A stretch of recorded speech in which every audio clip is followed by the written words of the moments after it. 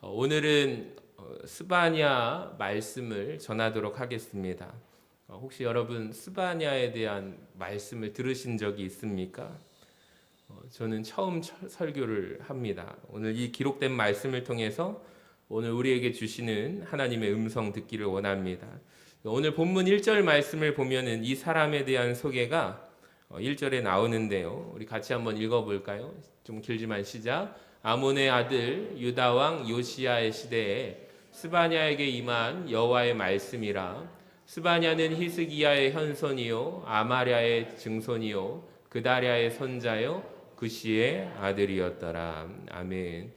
이 말씀 1절 말씀을 통해서 우리가 스바냐라는 선지자를 알 수가 있는데 그가 유다 왕 요시야의 시대에 활동했던 선지자라는 것을 알 수가 있고요.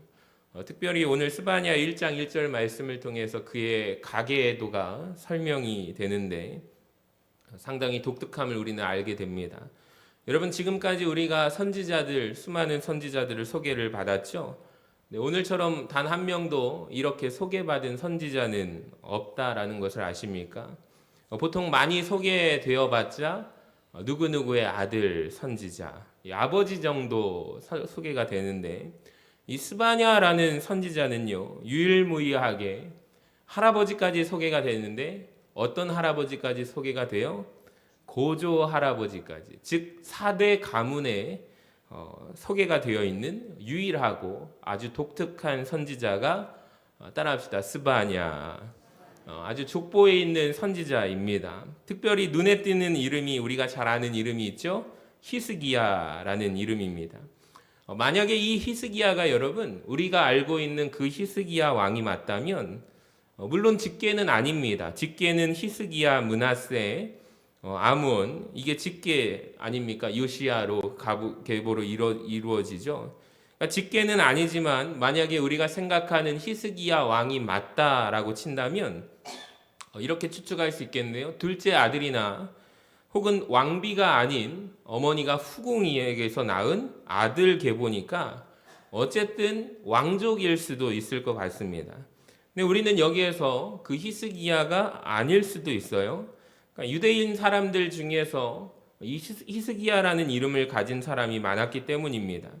그렇다면 우리는 여기에서 궁금한데요. 왜 스바냐라는 선지자는 이 가족 안에서 4대의 계보까지 족보를 소개하고 있는 것일까요? 그러니까 히스기야의 현손, 아마랴의 증손, 그다랴의 손자 구시의 아들로 설명이 되어 있습니다. 1절을 제가 묵상하다 보니까 사실 별것 아닌 족보인데 이름을 묵상하다 하나님께서 발견하게 하시고 깨닫게 하시는 것이 있었습니다. 이름들을 한번 보시면은 이렇게 보시기 바랍니다. 히스기야, 아마랴, 그다랴, 구시, 스바냐. 우리 같이 한번 읽어볼까요? 시작. 히스기야, 아마랴, 그다랴, 구시, 스바냐. 이게 족보인데요. 이름들을 한번 유심히 잘 보시기 바랍니다. 공통점이 하나 있는 이름들인데요. 한 사람, 구시라는 사람을 빼고 보시면 끝에가 어떻게 끝나죠? 야, 랴, 랴, 냐. 발음 아주 잘하시네요, 여러분. 이렇게 끝에가 이렇게 끝나는데요. 공통적으로 야, 냐가 들어가 있습니다. 제가 이 부분을 언젠가 설교했는데 여러분 이스라엘 사람들에게 이름에 있어서 자기 이름에 야가 들어가거나 냐가 들어가거나 랴가 들어가면 누구를 의미하는 줄 아십니까? 야훼를 의미합니다. 그러니까 이스라엘 사람들은 하나님에 대해서 자녀의 이름을 지을 때 특별히 믿음이 좋고 신앙이 좋은 부모들은 자녀의 이름 안에다가 하나님의 이름을 넣거든요. 그러니까 엘은 하나님을 의미합니다. 엘로힘의 엘이죠. 그러니까 이름에 엘을 넣거나 아니면 여호와, 야훼를 상징하는 야로 끝나거나 랴도 끝나거나 냐로 끝나는 이름을 만들어서 짓습니다. 이 대표적인 예를 들으면 다니엘과 세 친구인데요. 다니엘의 이름이 끝에가 엘로 끝나지 않습니까? 그리고 하사엘, 엘로 끝나죠. 미사랴, 아사랴, 랴로 끝납니다. 그러니까 네 명의 이름 속에 엘이라든지 랴라든지 들어가 있지 않습니까? 즉 이 말은 부모님의 신앙이 자녀의 이름을 지을 때 자녀가 하나님을 믿는 신앙인으로 자라기를 바라는 갈망의 마음이 담겨져 있는 이름들이다라는 것을 우리는 알 수가 있어요. 그러니까 스바냐의 가족 가계를 보면은 족보를 보시면 5명의 이름 속에 4명의 이름이 여호와 하나님의 이름이 들어 있거든요. 그러니까 이름들의 뜻이 다 하나님과 관련되어 있다라는 것을 알게 됩니다. 한 명씩 알려드리겠습니다. 적으실 수 있는 분들은 적으시기를 바랍니다. 첫 번째로 히스기야의 뜻은 여호와께서 강하게 하셨다라는 뜻입니다. 우리 같이 읽어볼까요? 시작. 여호와께서 강하게 하셨다. 그리고 여호와는 나의 힘이라는 뜻이 히스기야라는 뜻이에요. 그러니까 굉장히 은혜로운 이름이 히스기야 아닙니까? 여호와는 나의 힘이 되신다. 하나님에 대한 고백에 신앙 고백이 들어있죠. 자, 두 번째 아마랴를 보세요. 여호와께서 약속하셨다. 그러니까 약속하시는 하나님을 경험하고 부모의 신앙 고백이 아마랴라는 이름 속에 들어있는 아주 은혜로운 이름입니다. 자, 세 번째 보세요. 그다랴입니다. 같이 읽어볼까요? 시작. 여호와는 위대하시다. 위대하신 여호와에 대해서 말씀하고 있어요. 자, 마지막 스바냐를 한번 읽어볼까요? 시작. 여호와께서 숨기신다. 여호와께서 간직해 주신다. 그러니까 이 족보에 드러난 4가지의 이름 하나하나가 신앙의 이름 명문 가정 같은데요. 유독히 이 족보 가운데 패턴에서 벗어나는 이름 한 가지가 등장하죠. 자, 그 사람의 이름이 따라합시다. 구시. 구시라는 이름입니다. 그러니까 구시라는 이름의 뜻을 찾아보니까 구스 사람이라는 뜻입니다. 그러니까 아무리 성경에 봐도 2명밖에 안 나오는 이름인데요. 이스라엘에서 그렇게 흔하게 쓰이는 이름은 아니라는 거죠. 여기에 대해서 성경 사전을 찾아보니까 구시의 뜻은 그냥 구스 사람이라는 뜻입니다. 그러니까 말하자면 우리가 전주에 살고 있잖아요. 전주 사람 누구라는 뜻입니다. 그러니까 다른 이름들과 비교해 보면 4명의 이름들과 차이가 있잖아요. 여러분 하나님에 대해서 고백하고 내가 만난 하나님이 이 부모님이 자녀에게 이름을 지어주잖아요. 자, 구스가 어디일까요? 오늘날로 아프리카 에디오피아를 말합니다. 그곳이 구스랍니다. 그러니까 구스 사람, 구시라는 것이죠. 그러니까 혈통적으로는 그가 유대인이거든요. 근데 왜 구스 사람이라고 불렸을까요? 이해하기 어렵지 않죠? 아마 그의 아버지 그다랴가 구스 땅으로 이사를 해서 거기에서 아기를 낳고 아기의 이름을 지어줄 때 너는 구시야, 구스 사람이야 라고 지은 것입니다.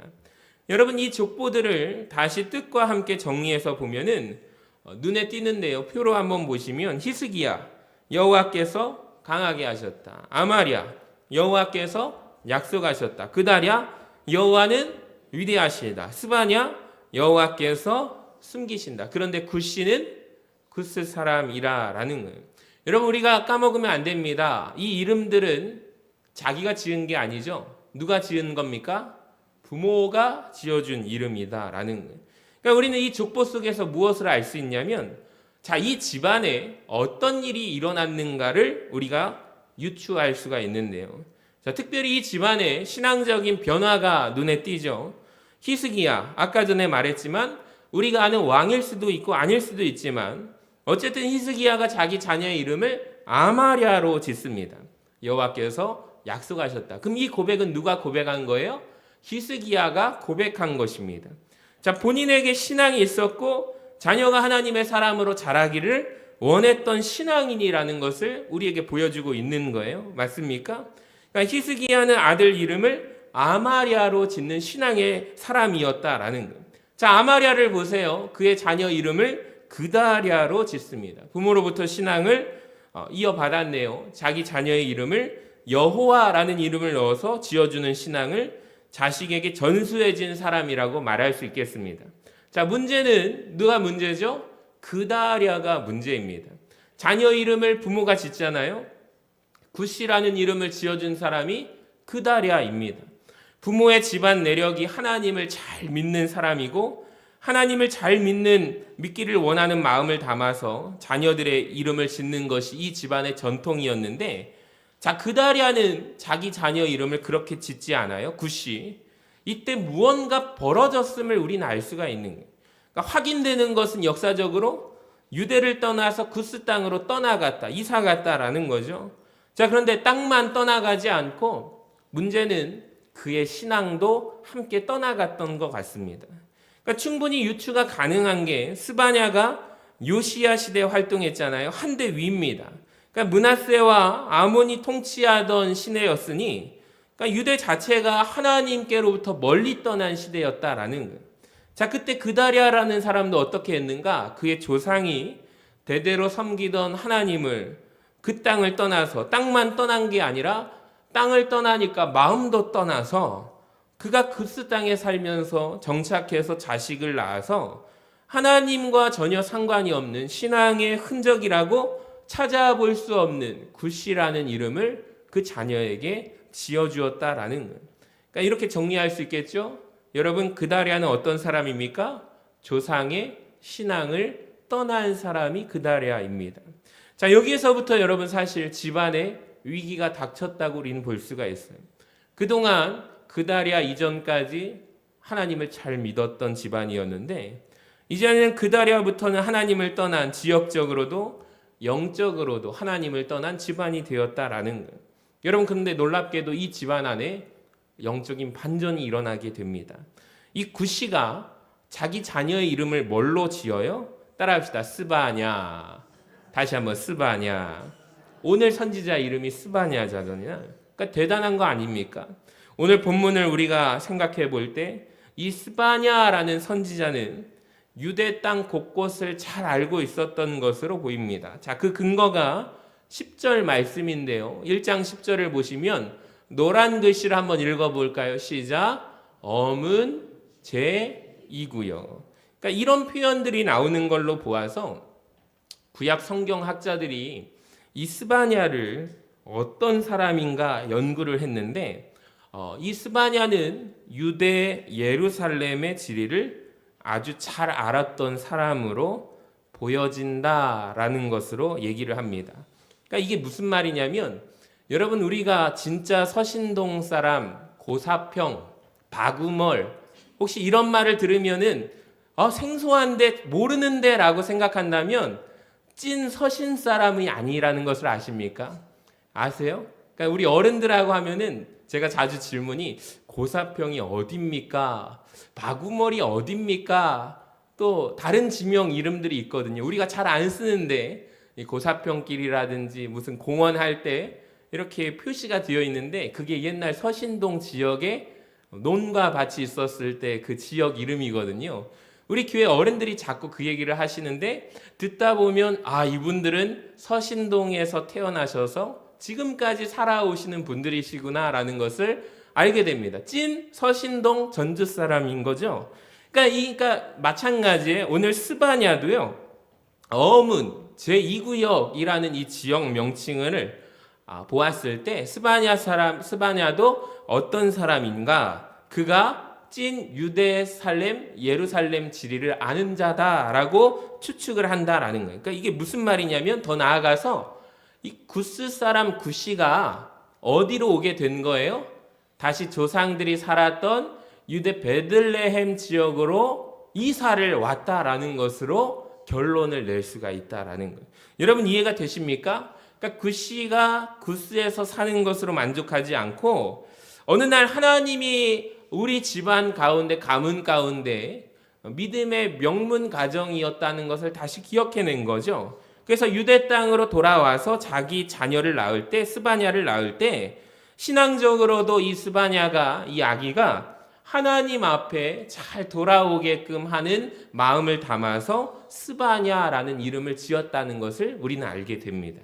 여러분 이 별것 아닌 족보 속에 뭐가 담겨져 있어요? 한 집안의 다양한 이야기들이 신앙의 이야기들이 담겨져 있다라는 것을 우리가 알게 됩니다. 그러니까 이 족보를 한번 이렇게 정리해 볼 때요. 자, 히스기야는 어떤 사람이냐면 하나님의 사람입니다. 아마랴는 어떤 사람이에요? 부모의 신앙을 자식에게 물려준 사람이에요. 자, 그다리아는요. 부모의 신앙을 떠난 자입니다. 자, 구시는 그렇다면 조상의 하나님께로 돌아간 자라는 것입니다. 그리고 그 아들 스바냐가 하나님 앞에 쓰임받는 종이 되는 것이죠. 사랑하는 여러분, 이 족보를 잘 보시기 바랍니다. 제가 질문 한번 드려볼게요. 이 중에 나는 누구와 가깝습니까? 나는 하나님의 사람입니까? 아니면 부모에게 물려받은 신앙의 바톤을 잘 받아서 자녀에게 잘 전달해주는 아마랴와 같은 사람입니까? 그런데 혹시 우리 부모는 잘 믿었는데 나는 하나님을 멀리 떠나가려고 하는 그다랴와 같은 사람입니까? 아마도 그런 분들이 오늘 수요 기도회까지 나오지는 않을 것입니다. 그러니까 구시라는 사람이 참 귀한 게 뭐냐면 우리 아버지가 하나님을 떠났거든요. 그런데 나는 다시 조상의 하나님께로 돌아가며 살아가는 사람입니다. 할렐루야. 그러니까 구시라는 사람을 말한다면 집안의 영적인 저주를 끊어낸 자라는, 다시 집안의 영적인 축복을 시작하게 만든 사람이 구시라는 거예요. 그러니까 하나님을 멀리 떠나 하나님과 상관없는 집안이 될 뻔했는데 그 집안을 다시 하나님께로 이어다가 붙인 사람이 구시라는 거예요. 제가 오늘 이 사람을 발견하고 너무 마음에 기쁜 거예요. 사랑하는 여러분, 우리 가운데 이 구시라는 사람들이 일어나기를 주님의 이름으로 간절히 축원합니다. 찬양 가운데 나로부터 시작되리라는 찬양이 있어요. 예전에 우리 청년들이라든지 청소년들이 참 많이 불렀던 찬양인데요. 그 가사 중에 이런 고백이 있네요. 이 땅의 부흥과 회복이 누구부터 시작되리? 나로부터 시작되리. 따라합시다. 나로부터 시작되리. 여러분, 이 고백이 참 멋진 교회인데요. 우리뿐만 아니라 우리 교회에게도 여러분 적용할 수 있기를 바랍니다. 지금 이 땅의 부흥이 끝난 시대래요. 여러분, 다시 우리 교회를 통해서, 서신교회를 통하여 하나님께서 부흥케 하시고 회복하게 하신다면 여러분, 우리 교회 안에도 구시와 같은 역할을 하는 자들이 일어서게 될 줄로 믿습니다. 그러니까 구시를 통해서 믿음으로 영적으로 일어난 자를 통해서 스바냐라는 선지자가 나왔습니다. 여러분, 이곳 하나님의 교회를 통해서 하나님의 종들이 배출될 수 있다면 얼마나 감사한 일일까요? 그러니까 이 말씀을 보면서, 이 족보를 보면서 나는 그다랴는 되지 말아야지. 내 부모가 나를 신앙으로 키웠는데 내가 하나님을 떠나는 그다랴는 되지 말아야겠다. 혹 부모는 하나님을 몰라도 나는 이 집안을 하나님께로 돌아가게 만드는 구시가 되어야겠다. 여러분, 그런 은혜가 있기를 주님의 이름으로 간절히 축원합니다. 또 우리 교회에 끊어졌던 주의 길을 걸어가는 우리 신학생들을 배출하는 우리 서신교회 참 많은 분들 배출했거든요. 제가 얼마 전에 이렇게 노회에서 일을 맡아서 우리 장로님들과 함께 일을 하거든요. 그래서 만났는데 이인철 목사님, 제가 서신교회에 대해서 할 말이 있어요. 그래서 무슨 말씀을 하시나라고 제가 이렇게 눈 크게 뜨고 쳐다봤거든요. 말씀하세요, 장로님. 그랬더니 서신교회는 보통 교회가 아니에요. 알고 있습니다. 예, 알고 있는데 무슨 말을 하시나 그랬더니 서신교회는요, 이 전북노회뿐만 아니라 전국에 귀한 목회자들이 많이 배출했던 교회입니다. 여러분, 이 전북노회 안에서도 은퇴하신 목사님들도 다 한 번쯤은 서신교회 교육전도사님으로 목회 처음 시작할 때 서신교회부터 가서 배워야지라고 해가지고 많은 분들이 거쳐가셨다는 것을 아세요?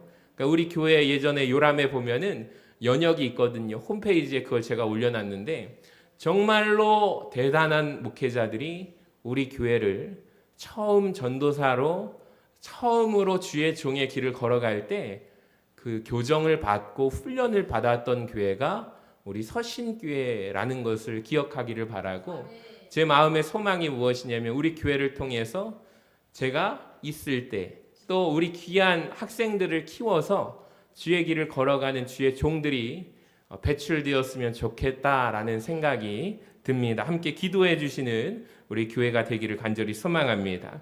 자, 이제 본격적으로 2절부터 스바냐가 전하는 메시지는 여러분 유감스럽게도 심판의 메시지거든요. 그러니까 스바냐의 뜻이 무엇입니까? 여호와께서 숨겨주신다. 다시 한번 따라해 볼까요? 여호와께서 숨겨주신다.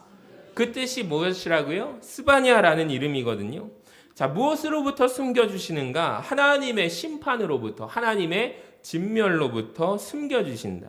자, 1장에 보면은 진멸과 멸절이라는 표현이 무려 9번이나 나옵니다. 내가 벌을 내리겠다라는 표현을 3번이나 나오고요. 합쳐서 12번 나오네요. 하나님이 심판하시겠다. 지금 남과 북으로 나뉘어진 나라, 북이스라엘은 이미 망했고요. 남유다가 하나님을 멀리 떠나서 하나님을 진노하게 만들었기 때문에 이제 하나님께서 정말 그 남유다를 향해서 멸절하리라 라는 선포하는 내용이 그 심판의 내용을 담은 말씀이 스바냐서입니다. 자, 그 진멸의 대상이 누구인지 한번 보시기 바랍니다. 5가지인데요. 이것을 확인하고 마치도록 하겠습니다. 여호와의 날 진멸의 대상. 첫 번째로 4절을 같이 한번 읽어봐요. 우리 같이 한번 읽어봅니다. 시작. 내가 유다와 예루살렘의 모든 주민들 위에 손을 펴서 남아있는 바알을 그곳에서 멸절하며 그 마림이란 이름과 및 그 제사장들을 아울러 멸절하며 또 지붕에서 하늘의 뭇별에게 경배하는 자들을 멸절하겠다라고 말씀합니다. 여러분, 하나님께서 구약 성경에서 말씀하는 명백한 내용이 무엇이냐면 하나님이 싫어하는 죄가 있는데요. 따라합시다. 우상숭배. 우상숭배하는 자들을 하나님 싫어하신다. 그러니까 우상숭배의 죄가 요시야 바로 이때인 므낫세와 아몬의 때 최고를 이루었거든요. 그러니까 하나님은 너희들 우상숭배하지 마라고 말씀했지만 우상숭배하다가 하나님이 다시 진노하십니다. 여러분, 우상숭배하는 자들은 하나님 진노의 대상입니다. 자, 두 번째 대상이 있는데요. 계속해서 읽으면 5절 말씀 중반부에 경배하며 여호와께 맹세하면서, 그러니까 여길 보면 우리가 알 수 있는 게 무엇이냐면 하나님을 섬기기는 섬깁니까? 안 섬깁니까? 섬기고 있어요. 근데 동시에 보세요. 말감을 가리켜 맹세하는 자들도 하나님이 내가 멸절하리라 라고 말씀합니다. 그러니까 이 사람들은 하나님을 안 섬기는 게 아니에요. 하나님을 섬기죠. 경배해요. 자, 그런데 암몬 족속의 신인 밀곰하고 같은 이름인데 말감을 가리켜서 맹세해요. 그러니까 예를 들면 오늘날로 말한다면 하나님을 내가 믿어요. 근데 부처님도 내가 믿는 거예요. 그러니까 이 신도 섬기고 다른 신도 섬기고, 그러니까 신앙의 양다리를 걸치는 자들을 하나님께서 멸절시키겠다라는 거예요. 자, 세 번째 6절을 보세요. 여호와를 배반하고 따르지 아니하는 자들 멸절하리라. 그러니까 하나님을 내가 한때 섬겼습니다. 근데 이제는 하나님을 떠나 살아갑니다. 그러니까 하나님이 더 이상 따르지 않는 자들을 진멸시키겠다라고 말씀합니다. 네 번째로 여호와를 찾지도 구하지도 아니하는 자들. 여러분 6절 후반부에 보니까 여호와를 찾지도 아니하고 구하지도 아니하는 자들을 멸절합니다. 그러니까 하나님을 더 이상 찾지 않는 거예요.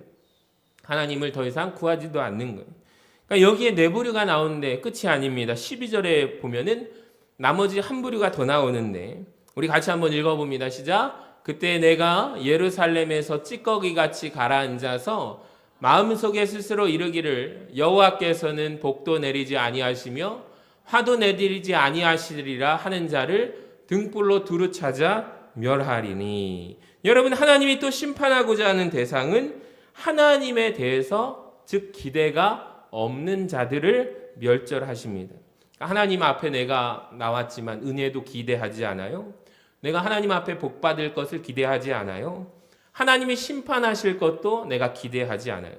더 이상 하나님 앞에 예배 드리는데 어떠한 기대도 없는 자들. 하나님 앞에 예배를 드리는데 하나님이 이 시간 나에게 은혜를 주실 것이라 기대하지 않는 자들. 여러분, 하나님이 나를 심판하실 자라는 것에 대해서 아무런 생각이 없어요. 이는 마치 종교 행위를 하는 자들을 하나님이 멸하신다라는 거예요. 여러분, 혹시 오늘 이 말씀을 들으면서 나에게 해당되는 것이 있습니까? 오늘 이 말씀이 나를 찌른다면 여러분, 우리가 회개하는 밤 되기를 원합니다. 그러니까 우리 안에 우상이 회파되기를 원합니다. 그러니까 우리가 우상에 대해서 오해하는 게 뭐 특별히 뭐 이렇게 동물 앞에 신상 앞에 우리가 절하는 것, 이게 우상이 아니에요. 그러니까 하나님의 말씀을 내가 믿기는 믿지만 내가 이 말씀도 믿고 저 말씀도 믿고 언제나 하나님 말씀에 순종하는 자세가 아니라 내가 생각하는 하나님을 내 생각의 칼로 깎아서 만드는 하나님. 그러니까 내가 사랑의 하나님, 나를 은혜 베풀어 주신 하나님, 나를 축복하시는 하나님, 그 하나님만 내가 깎아서 하나님을 믿는 것도 여러분 우상 행위입니다.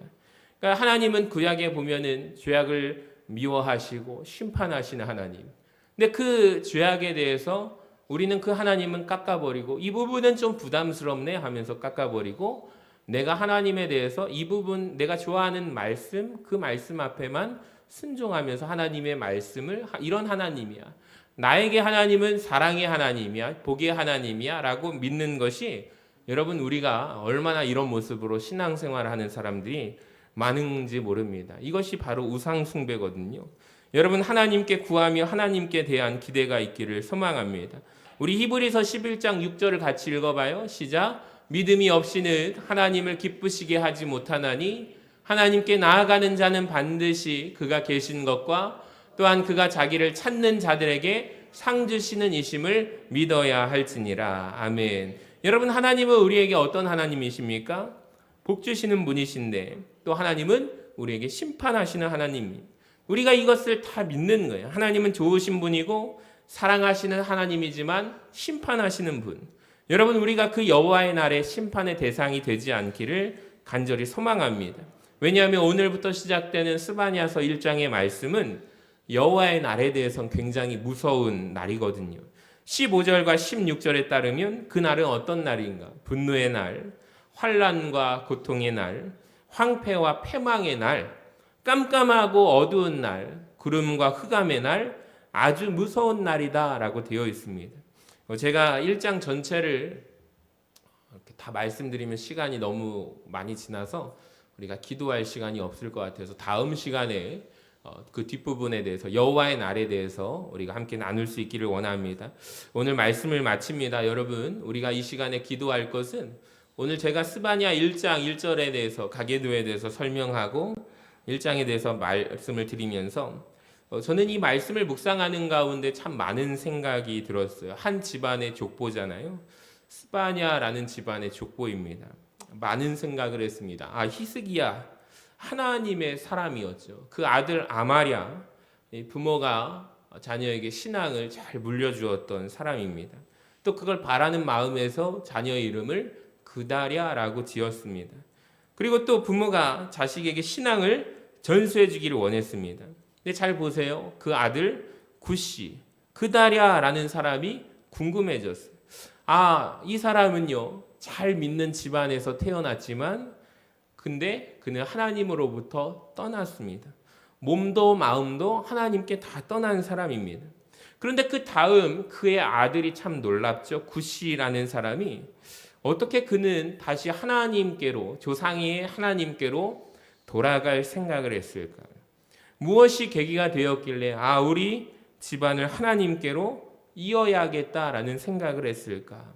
그래서 그의 아들의 이름을 스바냐라고 지었습니다.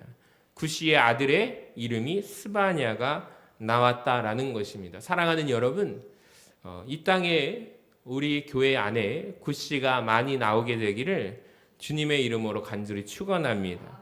여러분의 가문과 부흥과 회복이 여러분으로부터 시작되기를 간절히 소망합니다. 사랑하는 여러분, 오늘 이 말씀을 보면서 우리가 정말로 영적인 수준이 깊어지기를 바라고 여러분 우리의 가문이 하나님 앞에서 우리 자녀들이 또 자손들이 하나님을 떠나지 않기를 바라는 마음으로 이 가계도를 보면서 우리가 기도할 수 있으면 좋겠습니다. 하나님의 말씀을 통해서 오늘도 교정받고 기도하는 우리 모두가 되시기를 주님의 이름으로 간절히 축복합니다.